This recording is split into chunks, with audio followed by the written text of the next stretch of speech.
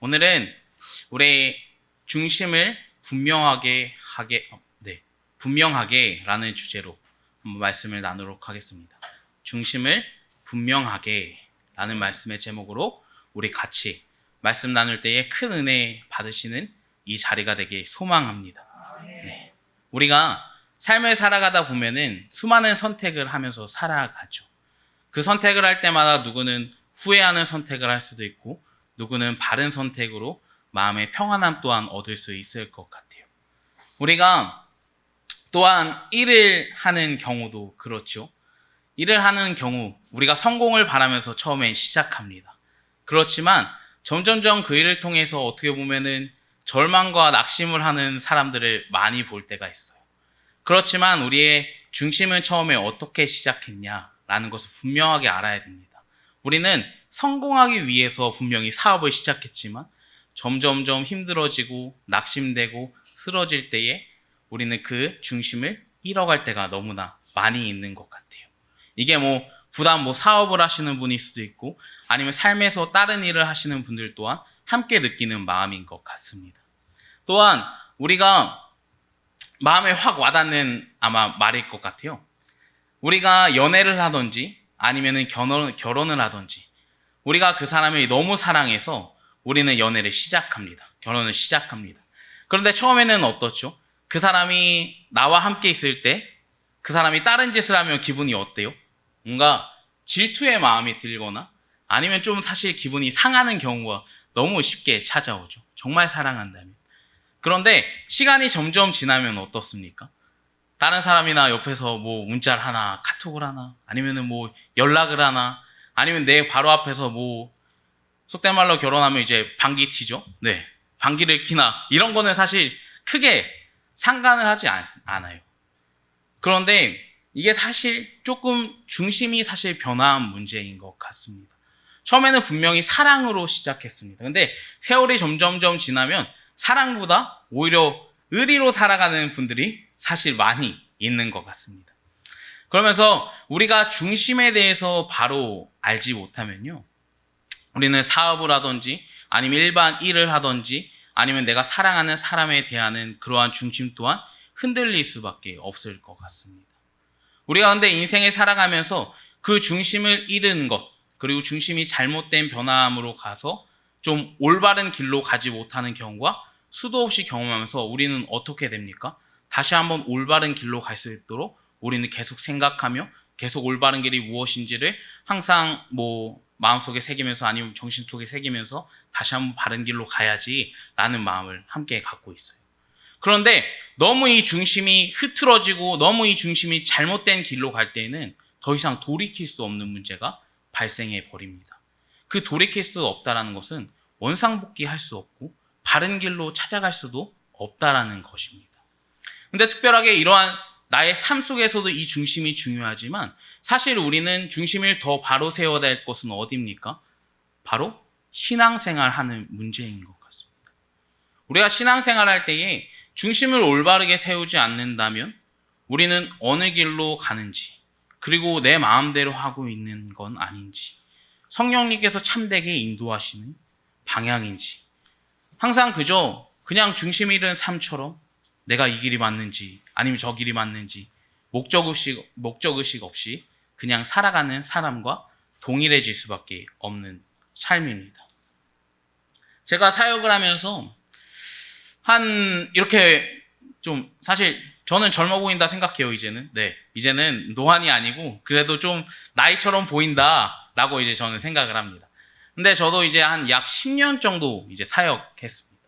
10년 정도 사역하면서 한 3-4교회 정도로 이제 좀 이제 다른 교회 이제 바꾸면서 사역했던 것 같아요. 그런데 그 속에서 항상 만나는 분들은 어떠한 분들일까요? 제가 교육부서를 담당하면 당연히 아이들 아니면 그 부모님이죠. 근데 부모님께 전화하면 2가지 케이스가 있어요. 아이들이 잘 나오는 부모님은 우리 아이들 잘하고 있죠? 뭔가 좀 되게 의기양양한 것처럼 이제 전화를 받으십니다. 그런데 자녀가 교회에 사실 조금 등한시하거나 아니면 떠나는 부모님께 전화하면은 바로 대본에 이렇게 이야기하세요. 전사님, 아이가 학생부 때 아니면 청년부 때는 회장에서 너무나 잘했습니다. 그런데 지금 나오지 않는 그러한 모습을 보면 너무나 마음이 안타까워요. 라는 이야기를 할 때가 저는 사실 수도 없이 많이 들었어요. 왜냐면 제가 이제 제 손에서 거쳐간 사람들만 한 200명, 300명 정도 이제 학생들이 있었습니다. 그러면 그 아이들은 어떠한 길로 가는 게 맞을까라는 것을 아마 부모님들도 잘 아시겠죠. 그런데 이미 그들은 중심을 잃어버린 신앙생활을 하고 있기 때문에 더 이상은 돌이키기 어렵고 점점점 사회 밖으로 나가면서 그곳에 즐거움과 그곳에 뭔가 풍요로움이 있다라는 거짓 복음들을 통해서 쇠퇴해지고 있는 지금 믿음의 아이들을 쉽게 만날 수 있습니다. 그러면서요, 항상 제가 생각해 왔던 거는 왜 그들이 교회를 떠날까? 왜 그들이 하나님을 떠날까? 왜 그들이 주님께 집중하지 않을까? 중심을 지키지 않을까? 라는 생각을 참 많이 해요. 교회를 떠나는 이유요, 수도 없이 많죠. 근데 그 이유는 정말 가지각색이에요. 누구는 신앙을 함께하는 사람들에게 상처받고 떠났다. 아니면 누구는 나의 신앙이 뭔가 그리스도인답지 않기 때문에 지금 당장 교회 나가기 힘듭니다. 이러한 이야기를 하는 사람들도 쉽게 만날 수 있어요. 그리고 다른 이야기를 하시는 분들도 참 많이 있습니다. 그렇지만 제가 제일 안타까웠던 것은 무엇이냐면 전 하나님을 너무 사랑해요. 예수님을 너무 사랑해요. 그렇지만요, 교회 다니는 사람들에게 너무 실망해서요, 이제는 교회 가고 싶지 않아요.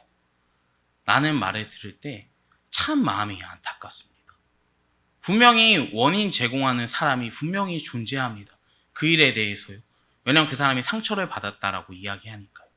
그렇지만 그 사람의 중심 또한 어떻게 보면 하나님께 떠나갔다는 사실을 우리는 광고해서는 안 된다는 사실입니다.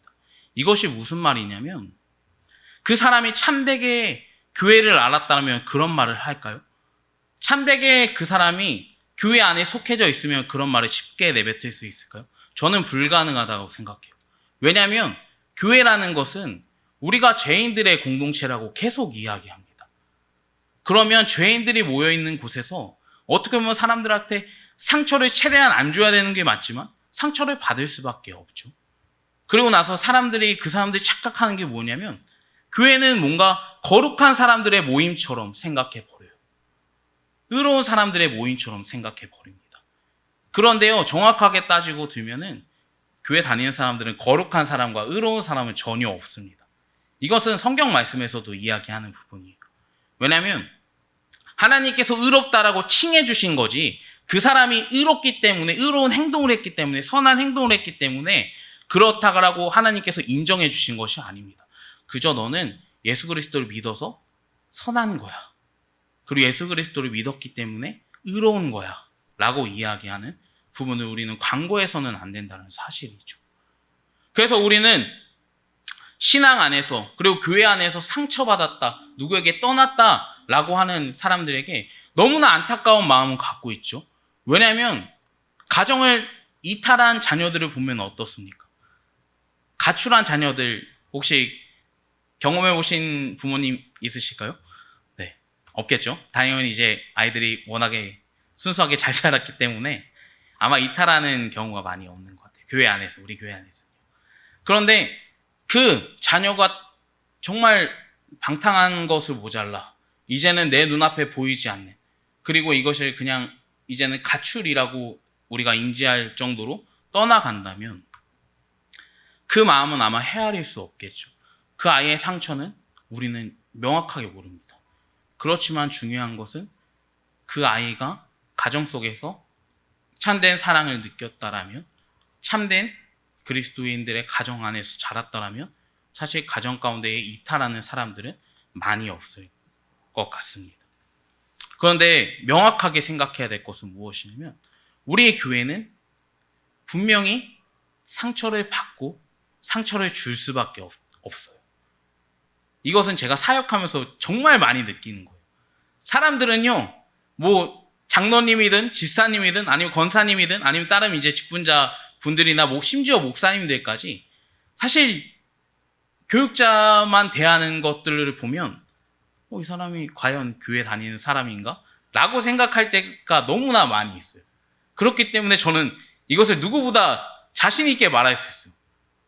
그런 사람은 하나도 없습니다. 그렇지만 우리는 성화의 과정을 거치면서 조금씩 그리스도를 닮아가는 발걸음을 정말 눈에 보이지 않을 만큼 조금씩 우리의 믿음이 성장하고 우리의 인생은 그리스도를 닮아가는 삶을 걸어나가고 있음은 분명합니다. 우리가 이것을 믿고 신앙생활을 해야 되는 것이죠. 우리의 중심은 사실 그런 거예요. 우리는 당장 의로운 사람은 없습니다. 우리는 예수님 닮아가는 것이지 예수님이 아닙니다. 그렇죠? 그렇기 때문에 우리는 죄인이고, 그렇기 때문에 이 죄인들의 공동체가 어떻게 보면 상처 주는 것이 비일비재하는 것, 그 속에서 상처받고 떠났다라는 것은 사실 예수님을 바라보는 중심이 흔들렸다라는 생각밖에 들지 않는다라는 사실입니다. 구원의 서정은요, 하나님께서 누구를 믿으면 구원을 주신다라고 약속했습니까? 신약에 예수 그리스도를 믿으면 구원을 주실 거다. 그런데요, 그리스도는 어떠한 공동체를 사용해서 그 구원의 서정을 인도하십니까? 교회를 통해서 인도하시고 계신다는 사실이죠. 그래서 교회를 떠나면 사실 모든 것이 말이 안 되는 거예요. 하나님 사랑해요. 주님 사랑해요. 예수님 사랑해요. 이런 것이 사실 통용될 수가 없다는 사실입니다. 왜냐하면 하나님이 사랑했던 게 주님이고 주님이 사랑했던 게 교회예요. 근데 그 교회를 떠난다는 건 즉 하나님을 떠나는 것이고 즉 주님을 떠나는 행동밖에 되지 않는다는 사실이죠. 이것이 중심이라는 삶입니다. 우리가 중심을 따졌을 때요, 어떠한 것들이 있냐, 세상적으로 이탈한 길로 갈 수도 있고 이러한 것들이 참 많겠지만 그리스도 안에서 중심을 잃으면 우리는 구원에서 떨어질 수밖에 없습니다. 우리가 열심히 아무리 주님 찬양합니다, 주님 감사합니다, 헌신과 봉사 많이 하지만 교회 안에서 한 공동체를 이루어가고 교회를 떠나서 어떠한 단체에 속해서 거기서 신앙생활을 한다는 것이 사실 올바른 신앙생활은 아니에요. 교회를 참되게 안다면요, 참되게 교회를 맛봤다면요, 이 교회를 통해서 구원의 서정을 이루어시는 하나님의 절대 주권임을 우리는 무시하고 살아가는 삶밖에 안 되는 것이죠. 그저 내가 하고 싶은 대로 신앙생활하면서 살아가는 행동밖에 안 되는 것입니다. 거기에도 물론 은혜가 있을 수 있죠. 그런데요, 제가 캠프 사역을 20살 때부터 한 것 같아요. 20살 때부터 아마 보람 전사님 만나기 전까지 했으니까 한 8, 9년을 한 거죠. 8, 9년을 하면서요, 아이들을 보잖아요. 교사 선생님들도 똑같이 이야기해요. 은혜 받은 것 같아요. 그런데요, 감정적인 거지 결코 전 은혜 받았다고 생각은 사실 안 들어요. 정말 중심이 있고 정말 그리스도 안에 바르게 세워져 있다라면 삶의 변화가 시작되는 것이죠. 그런데 너무 안타까운 건 지금 제가 그동안 신앙생활했던, 어렸을 때부터 신앙생활했던 교회들을 보면요, 같이 신앙생활을 함께하는 분들이 손에 꼽아요. 수도 없이 그 교회에 청년들이 거쳐가고 수도 없이 그 교회에 학생들이 거쳐갔습니다. 그런데요, 지금까지 교회 안에서 교회를 사랑하는 마음을 가지고 살아가는 사람이 손에 꼽아요. 그런 것처럼 우리 중심을 지금 어디다 두고 있냐가 매우 중요합니다. 우리가 그저 하고 싶은 대로 신앙생활을 하면요, 신앙생활 안 하는 것과 마찬가지예요. 하나님께서는 분명히 말씀하십니다. 너희가 원하는 예배를 드리는 것이 아니라 내가 원하는 예배를 드려라 라고 말씀하십니다. 그래서 우리가 바리새인들의 예배를 뭐라고 이야기합니까? 제가 기도회 때도 말씀드렸지만 그 바리새인들의 예배를 보고 예수님께서는 시체 썩은 냄새가 나는 무덤과 같다라고 이야기했어요. 그들 예배 드렸습니다. 그리고 구약에서는 제사도 드렸습니다. 그런데 제사 가운데에서도 하나님께서는 똑같이 여기세요. 이것이 더러운 예배다. 이제 예배당을 내가 막을 거야. 라고 선포하십니다. 그들 예배 드렸습니까? 제사 안 드렸습니까? 다 했어요. 그런데 자기가 원하는 예배, 원하는 제사만 했다라는 사실입니다. 교회가요, 지금 집중해야 될 것은 중심을 잘 지켜야 되는 현실에 봉착했습니다. 교회들이요, 그동안 참되게 예배자를 세우는 교회요, 사실 많지 않아요.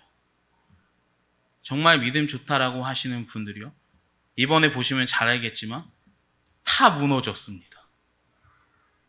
그런데 우리는 기대하는 마음으로 이제는 세워가야 됩니다.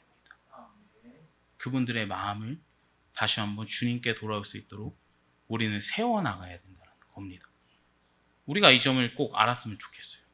내가 사랑하는 하나님, 그분이 사랑했던 예수님, 그분이 사랑했던 교회, 그 교회가 이제는 정말 바른 교회 되게, 그리고 그 교회의 중심이 정말 올바른 길로 갈 수 있도록, 이 올바른 길이란 건 말씀의 길을 뜻하는 것입니다. 그래서 항상 목사님께서도 이야기하시는 것처럼 우리는 오중 사역이죠. 오중 사역을 중요하게 여긴다라고 이야기를 합니다. 우리가 항상 말씀 보고 기도하며 주님을 사랑하는 몸된 교회를 성도들을 돌아보며 우리가 이 모든 것을 하는 이유는 무엇입니까? 그게 교회가 해야 될 역할이기 때문입니다. 그게 공동체가 숨쉴 수 있는 에너지이기 때문입니다. 그래서 우리의 중심이 다시 한번 회복되길 원해요. 우리가 이제는 내 안에 있는 산당들을 무너뜨리고 내가 드리고 싶은 예배를 내려놓고 이제는 하나님께서 원하시는 예배, 하나님께 돌아가는 집중을 더욱더 마음속에 새기며 나아가는 저와 여러분 되기 주님의 이름으로 소망합니다. 우리가 오늘 말씀을 읽었습니다. 오늘 말씀을 읽으면서 무슨 말씀이 나옵니까? 하나님께서는 여호와는 모든 것을 선하신 뜻대로 인도하시는 하나님이시라고 처음에 말씀합니다. 그런데 그분은 노하시기를 더디하시며 인자하심이 크다라고 말씀하십니다. 근데 우리가 이 말씀을 집중해서 봐야 될 것이 무엇이냐면 하나님은 분명히 은혜로우신 분입니다. 그렇지만 진노를 더디하시는 분이라고 분명히 성경은 말씀합니다. 진노를 안 하신다라고 그분은 말씀하신 적이 없어요. 그분은 은혜로우신 분이기 때문에 조금 더 기다려주고 조금 더 너희가 바른 길로 갈 수 있도록 인도하시는 분이지 결코 노하시지 않는다라고 이야기하시지 않았습니다. 그러면 하나님께서 어떠한 모습을 보고 노하실까요? 오늘 우리 신명기 말씀 볼까요? 신명기 5장 8절 말씀입니다. 오늘 2절 말씀이었죠. 신명기 5장 8절 말씀. 신명기 5장 8절 말씀에 우리가 너무 잘 알고 있는 말씀 구절이 나옵니다. 너는 자기를 위해 새긴 우상을 만들지 말고 위로 하늘에 있는 것과 땅 아래 땅에 있는 것과 땅 밑에 물속에 있는 것들 어떠한 현상들을 만들지 말라라고 말씀하고 있습니다. 그리고 그 절에는 그 모든 것에게 절하지 말라라고 이야기하고 중심 부분에는 나 여호와는 질투하는 하나님이다 라고 말씀하고 있습니다. 하나님께서 질투하시는 것은 다른 것이 아닙니다. 우상을 섬기는 것을 질투하고 계신다는 겁니다. 그런데요, 우리가 명확하게 알아야 될 것은 무엇이냐면 우상하면 우리 머릿속에 무엇이 들어있습니까? 어떤 것을 새기는 것에 대해서 어떤 것을 조용하고 그것에게 절하는 것에 대해서 우상이라고 생각합니다. 그런데 그러한 우상만 이야기하는 게 아니에요. 어떠한 우상까지 이야기하냐면 내 마음속에 있는 우상까지 말씀하고 있습니다. 제가 청년들이랑 팀 켈러의 책을 나눴습니다. 팀 켈러의 책을 나누면서 내가 만든 신이라는 책으로 함께 우리가 서평을 하고 함께 나누었습니다. 그런데 그 가에 모든 것이 사실 정확하게 써져 있어요. 제가 그 모든 것을 좀 소개해드리기 힘들지만 한 3가지 정도만 여러분들에게 함께 나누려고 합니다. 첫 번째 일가에는 자녀의 우상 이라는 제목으로 시작하고 있습니다. 그 자녀의 우상을 이야기하면서요. 처음에는 아브라함의 이야기로 시작합니다. 아브라함이 이삭을 몇 세에 얻었죠? 네, 100세에 얻었습니다. 자신 있게 대답하셔도 돼요. 너무나 우리가 잘 알고 있는 문제이기 때문에 자신 있게 대답하셔도 됩니다. 100세에 얻었습니다. 그러면 이 이삭이 귀할까요? 안 귀할까요? 당연히 귀하겠죠. 너무나 소중하겠죠. 누군가한테 내주고 싶지 않을 만큼 소중할 거예요. 그런데 하나님께서 뭐라고 이해하십니까? 오늘 내가 명령한 산으로 올라가 이삭을 번제로 드려라 이야기하십니다. 그런데 아브라함은 뭐라고 이야기합니까? 하나님 나 안 해요. 하나님 나 못합니다. 이 귀한 아들을 어떻게 보내요? 라고 이야기합니까? 아니면 하나님 순종하겠습니다 이야기합니까? 순종하겠습니다 라고 말씀합니다.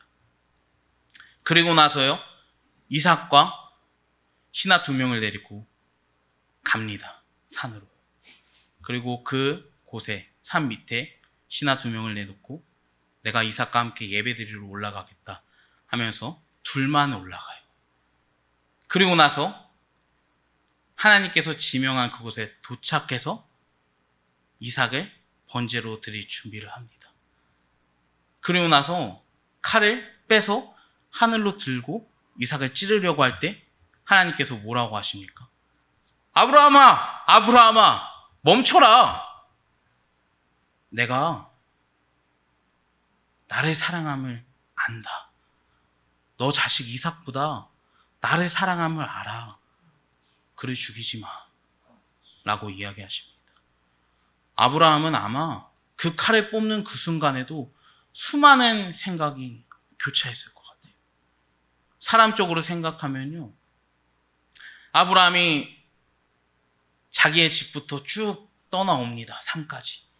그리고 그 산에서 언덕까지 쭉 올라가면서 정상에 도착하겠죠. 그리고 이삭을 결박하겠죠. 제단 위에서 칼을 뽑는 그 시간까지 사실 짧은 시간이 아니에요. 성경은 축약해서 이야기하지만 결코 그게 짧은 시간이 아니에요. 뭐 덜어는 뭐 일주일일 수도 있고 그게 뭐 한 달일 수도 있고 아브라함에게 있어서 주어진 시간은 많아요. 그런데 아브라함은 원망하지 않습니다. 하나님 왜 나한테 이러한 일을 하세요? 하나님 왜 나한테 주셨는데 왜 이렇게 후회하게 만드십니까? 그러한 부분을 이야기하지 않아요. 그저 하나님 순종하며 나아갑니다. 그리고 나서 숯불에 걸려있는 양을 보고 그것을 번제로 드리죠. 그것이 여호와 이레다. 하나님께서 예비해 두셨다. 라고 말씀하는 사건입니다. 자녀는 우리의 것이 아니라는 사실입니다. 제가 주원이가 아팠잖아요. 사실 이 이야기 할 때마다 제 마음은 사실 좀 힘들고 어려워요. 그런데 이 이야기를 할 때마다 이야기 드리는 게 주원이가 수술대 앞에 섰을 때에 그 코 가운데에 줄을 되게 많이 꽂았어요. 제가 사실 세보진 않았지만 적어도 그 아이한테 꽂혀져 있었던 줄이 3-4가닥은 된 것 같아요. 그 조그만 아이한테. 그런데요, 그 모습을 보고 솔직한 말로 마음이 찢어졌어요. 눈물이 날 수밖에 없어요. 왜냐면요, 내 사랑하는 자녀가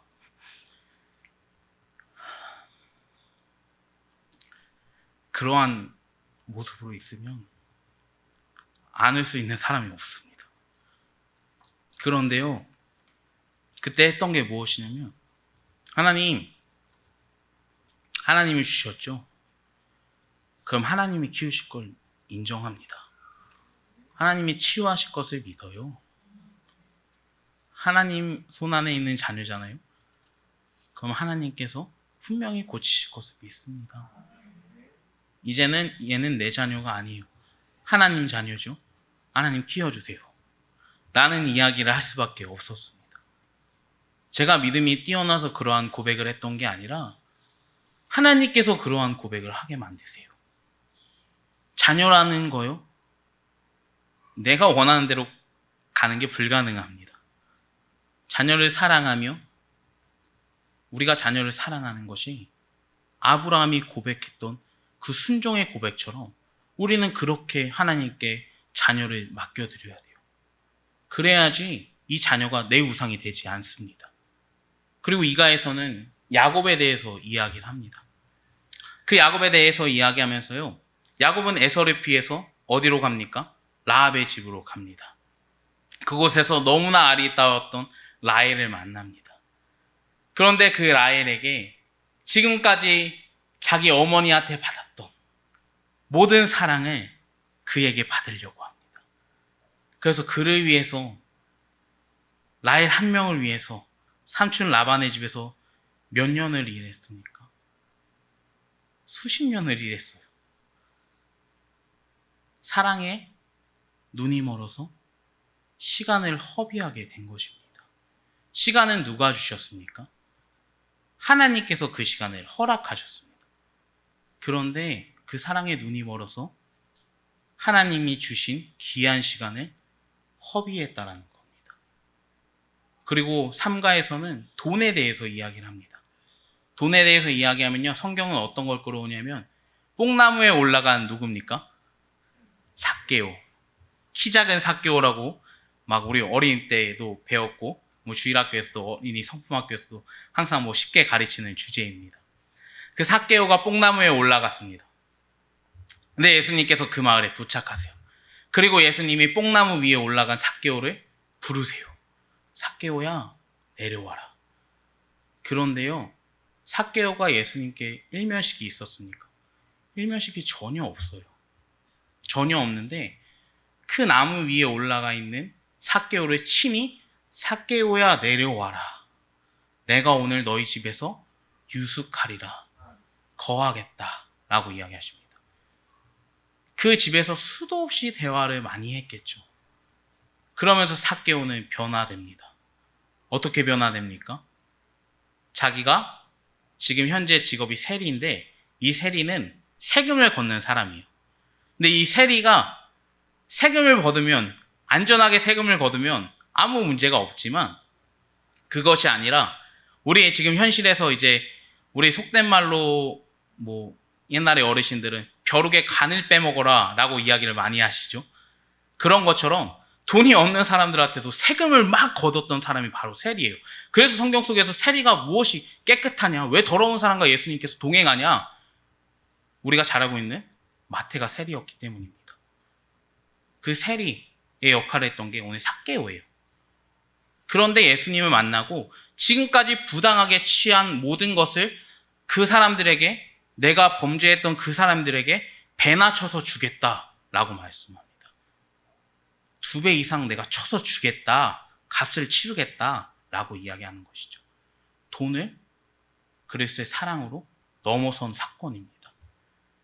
그런데 우리가 그와 반대로 또 성경에선 이야기하는 인물이 있습니다. 그것은 부자 청년입니다. 부자 청년은 예수님께 직접적으로 질문해요. 예수님, 어떻게 천국에 들어갑니까? 근데 예수님의 답변은 너의 모든 것을 가난한 사람들에게 줘라. 그러면 너희가 천국에 갈 수 있어. 라고 이야기합니다. 근데 그 말을 듣고 어떻게 하죠? 돌아갑니다. 예수님을 받아들일 때 돈이 중심이 되는 사람은 다른 길로 가는 것이고, 돈이 예수님보다 귀하지 않은 사람은 예수님께 돌아오는 것입니다. 나의 중심이 어디 있냐라는 문제입니다. 내면에 있는 우상들을 타파할 때가 되었다라는 것을 그 책에서는 소개합니다. 이 팀 켈러라는 목사님이요, 사실 지금 21세기 최고의 변증가다라고 이야기할 수 있을 정도로 유명하신 분이에요. 이분이 목회하는 곳은 뉴욕입니다. 뉴욕인데 우리가 뉴욕에서 거기에서 이제 3,000명에서 5,000명 정도 모이는 교회다라고 이야기하네요. 그런데 그 팀 켈러 목사님이 뉴욕에서 사역하시는데 우리가 뉴욕하면 무엇이 떠오르십니까? 뉴욕하면 중심의 그 증권의 중심이라고 이야기를 합니다. 그리고 24시간 불이 꺼지지 않고 돌아가는 도시가 뉴욕입니다. 그러한 뉴욕에서 사역하는 것, 그 사람들의 중심 안에는 무엇이 있겠습니까? 돈에 대한 중심, 잘못된 사랑에 대한 중심, 자녀를 어떻게 내 맘대로 키워나갈 중심, 그 사람들에게 있어서 중심은 사실 많이 흔들리고 있어요. 그런데 그러한 사람들 그 현장에서 팀 켈러 목사님은 설교하는 거예요. 너희 안에 있는 우상, 그거 내면에 있는 우상, 하나님께서 신명기에서 분명히 말씀하셔. 새긴 우상들에게 절하지 마. 근데 하나님은 더욱더 놀라운 것은 너희 중심을 보셔. 너희 마음을 보셔. 이 너희 마음을 본다라는 게 그저 우상들에게 절하는 것으로 끝나는 것이 아니라, 그냥 새긴 우상들에게 절하는 것이 아니라 내면에 있는 잘못된 우상들에 대해서도 제대로 봐라는 것입니다. 내 안에 있는 내면의 문제는 무엇입니까? 내면의 우상은 무엇입니까? 제가 말씀드렸던 것처럼 사랑일 수도 있고 자녀일 수도 있고 돈일 수도 있습니다. 현대사회에서는 이것을 빼놓고 사실 이야기하기 힘든 것 같습니다. 우리가 분명하게 알아야 돼요. 그런데 그것은 중요하지 않아. 참 중요한 것은 너희 하나님을 바르게 따르는 거야. 너희 중심이 지금 어디 있는지가 제일 중요해. 라고 계속해서 성경은 말씀합니다. 그래서 그 중심을 지키지 않는 이스라엘은 망했고 죽임당했고 결국 하나님께서 다른 곳으로 보내버리십니다. 이스라엘 성 밖으로 내보내버리세요. 그리고 나서 잘못된 예배를 드리고 있는, 신약으로 넘어와서 잘못된 예배를 드리고 있는 그 바리새인과 서기관들과 그 잘못되어 있는 예배 자리를 지켰던 그들에게 예수님께서는 역사를 통해서 뿔뿔이 흩어 놓으십니다. 이거는 역사상에 기록되어 있는 문제들이에요. 그래서 우리는 뭐라고 이야기합니까? 디아스포라 유대인들이다. 각지로 흩어져 있는 유대인들이다. 이스라엘이, 지금 있는 이스라엘이 사실 우리나라처럼 막 조선시대를 거쳐서 뭐 계속 이 땅에 뿌리 내리고 있는 게 아니라 흩어졌다가 지금 모인 거예요. 다시 이스라엘은. 이 모인 것도 얼마 안 돼요. 100년도 안 되는 걸로 저는 알고 있습니다. 얼마 안 됩니다. 그런데 확실하게 생각해야 될 것은 중심 잃은 예배를 드리고 있는 그들의 모습을 통해서, 잘못된 우상들에게 예배하는 그들을 통해서 하나님께서는 분명히 벌하신다 라는 사실을 역사적인 근거들과 성경의 근거들을 통해서 우리는 수도 없이 볼 수 있습니다.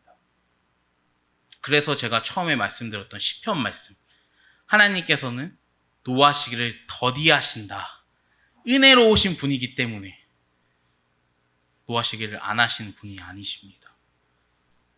우상을 섬기면요, 내 마음에 하나님보다 더 사랑하는 것이 있으면 분명히 진노하신다라고 성경은 말씀합니다. 그래서 우리가 더욱더 하나님 안에 돌아가길 원합니다.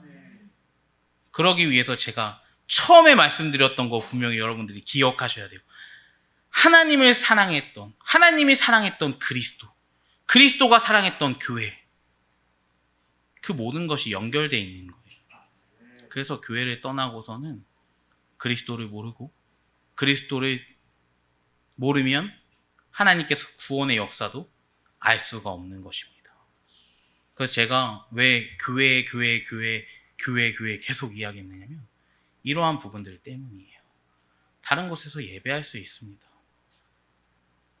그렇지만 우리는 함께 모일 장소가 이제는 필요한 것 같아요. 지금 시대가 지나면서요, 이제는 분명히 필요합니다. 그동안 떠났던 그들의 모습들을 보면서 현 시대에서도 큰 예배당에 몇천 명, 몇만 명이 모였던 그곳에 이제는 100명, 200명도 안 모여요. 이제는 바른 교회가 필요할 때입니다. 이제는 하나님의 바른 말씀이 선포해야 될 교회들이 일어날 때예요. 그래서 우리는 교회로 모여서 다시 한번 사회로 분출하는 거예요. 계속 이제 보내는 역할인 거예요. 그래서 왜 우리가 기도합니까? 왜 우리가 사칭을 위해서 기도합니까? 목사님 계속 말하시잖아요. 굳이 안 늘려도 돼요. 그런데 기도하는 것은 바른 교회가 더욱더 건강한 역할을 감당하기 위해서 이곳에서 훈련받는 것이고, 바른 말씀이 선포되는 이곳이 더욱더 교인들이 모여서 함께 예배할 수 있으며, 그 사람들이 다시 한번 세상으로 가서 바로 살며 그 선한 영향력을 끼칠 수 있기 때문에 우리가 사충을 놓고 기도하는 거예요. 우리가 그렇기 때문에 우리가 함께 사모하는 마음이 있어야 돼요. 교회를 정말 사랑하신다면요. 그래서 우리가 7월 달에 이제 7월이죠. 7월 달에 앞에도 보시면 알겠지만, 목사님도 광고하셨던 거 아시겠지만, 우리가 성전을 위해서 함께 올라가는 그 입성을 위해서 기도하는 시간이 되길 원합니다. 우리가 다른 것을 기도할 때가 아니에요. 바른 교회가 세워지길 원한다라는 기도할 때입니다. 우리가 더욱더 마음속에 우리가 함께 교회이고, 우리가 그 교회에 모여서 함께 그 사랑을 나눌 수 있는 마음을 회복되고, 우리의 중심이 더욱더 교회 안에서 위로받고 회복되는 시간 되길 주님의 이름으로 소망합니다.